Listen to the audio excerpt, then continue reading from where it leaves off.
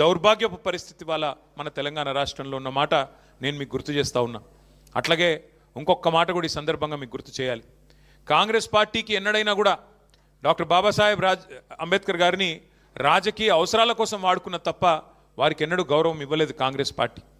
1952లో 54లో తర్వాత 2 సార్లు బాబాసాహెబ్ని పార్లమెంట్కి రాకుండా కుట్ర చేసి ఓడగొట్టింది కాంగ్రెస్ పార్టీ. అట్లాగే డాక్టర్ బాబాసాహెబ్ ఆనాడు హిందూ కోడ్ బిల్ని మొత్తం మహిళలకి సమానత్వాన్ని, మహిళలకు జరుగుతున్న అన్యాయాన్ని, వివక్ష పట్ల పూర్తి స్థాయి వారికి హక్కులు కల్పిస్తూ బిల్లు తీసుకొస్తే ఆ బిల్లును ఆ రోజు పార్లమెంటుకు రానియకుండా ఆనాటి కాంగ్రెస్ ప్రభుత్వం మరి కుట్ర చేస్తే చివరికి మంత్రి పదవికి కూడా నిరసనగా రాజీనామా చేసిన నాయకుడు, మహిళల పట్ల అంకిత భావాన్ని ఆనాడే తన రాజీనామాతో ప్రకటించిన నాయకుడు డాక్టర్ బాబాసాహెబ్ అంబేద్కర్. కాంగ్రెస్ ప్రభుత్వం ఉన్నంత కాలం భారతదేశంలో అటు నెహ్రూ గారు, తర్వాత ఇందిరాగాంధీ గారు, ఆ తర్వాత రాజీవ్ గాంధీ గారు బాబాసాహెబ్కు భారతరత్న మాత్రం ఇవ్వలేదు. చివరికి కాంగ్రెసేతర ప్రభుత్వం వస్తేనే బాబాసాహెబ్ కూడా భారతరత్న వచ్చింది.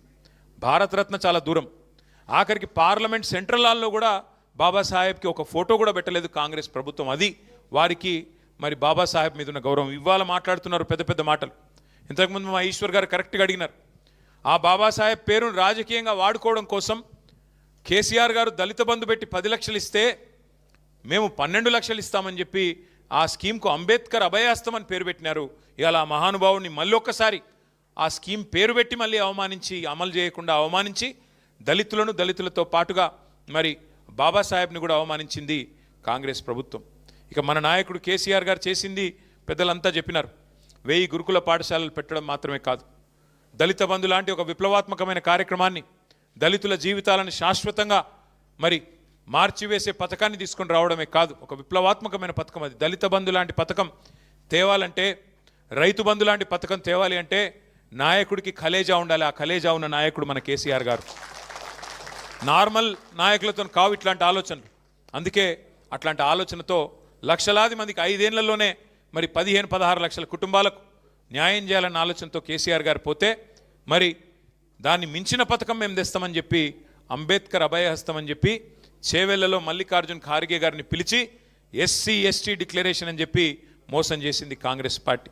ఇవాళ రాష్ట్రంలో ఉండే SC/ST సోదరులకు నేను విజ్ఞప్తి చేస్తా ఉన్నా, గుర్తు చేసుకోవాలని కోరుతా ఉన్నా. ఒక SC/ST డిక్లరేషన్లో ఒకటి చెప్పలేదు మాట 12 లక్షలని, ఇంకా చాలా చెప్పినారు.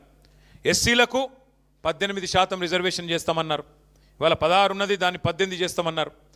ఎస్టీలకు 10% ఉన్నది, రిజర్వేషన్ పెంచుతాం 12% చేస్తామన్నారు. ఇలా దాదాపు 2.5 ఏళ్ళు గడిచినా మర్చిపోయారు. SC/STలకు ఇండ్లకు మిగతా వర్గాలకు 5 లక్షలు ఇస్తే SC/STలకు 6 లక్షలు ఇస్తామని చెప్పారు. ఒక్కొక్క ఇల్లు కట్టుకుంటే ఇందిరమ్మ ఇంటికి 6 లక్షలు మీరు SC/ST అయితే అన్నారు. SC/STలకు జాగ లేకపోతే జాగ కూడా ప్రభుత్వమే ఇస్తుందని చెప్పినారు. అట్లాగే ఇంకొక మాట కూడా చెప్పారు విద్యార్థులకు, SC/ST విద్యార్థులకి, BC విద్యార్థులకి 10వ తరగతి పాస్ అయితే 10,000, 12వ తరగతి పాస్ అయితే 15,000, డిగ్రీ పాస్ అయితే 25,000, PG పాస్ అయితే 1,00,000, PhD చేస్తే 5 లక్షలు ఇస్తామని చెప్పి నమ్మబలికి ఇంకా చాలా మాటలు చెప్పి SC/ST డిక్లరేషన్లో కూడా కాంట్రాక్టులు 42% ఇస్తామన్నారు.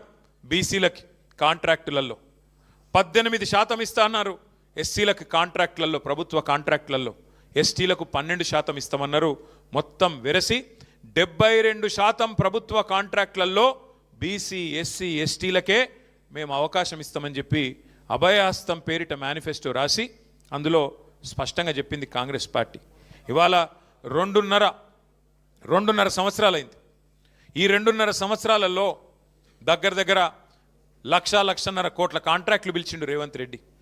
వచ్చినాయా మరి SC, ST, BCలకు 72% వాటా ప్రభుత్వ కాంట్రాక్టులలో వచ్చిందా? రేపో మాపో మూసీ పిలుస్తారట, మూసీ కాంట్రాక్టులు ఇస్తాడా రేవంత్ రెడ్డి? 72% వాటా తెలంగాణలోని SC, ST, BCలకు చెప్పినట్టుగా. అంటే 1 కాదు 2 కాదు, ఎన్ని రకాల వంచన అంటే ఆనాడు కేసీఆర్ గారు అంబేద్కర్ ఓవర్సీస్ స్కాలర్షిప్ పేరిట 20 లక్షల రూపాయలు మన పిల్లలకి ఆనాడిస్తే మౌలానా అబుల్ కలాం